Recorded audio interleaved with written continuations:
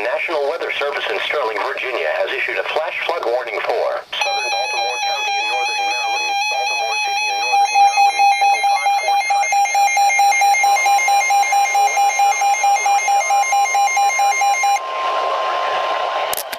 Radar estimates that up to 1 inch of rain has already fallen across portions of the warned area.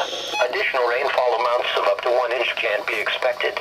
Some locations that are affected by the heavy rain include Arbutus, Kearney, Catonsville, Cockeysville, Fells Point, Baltimore City.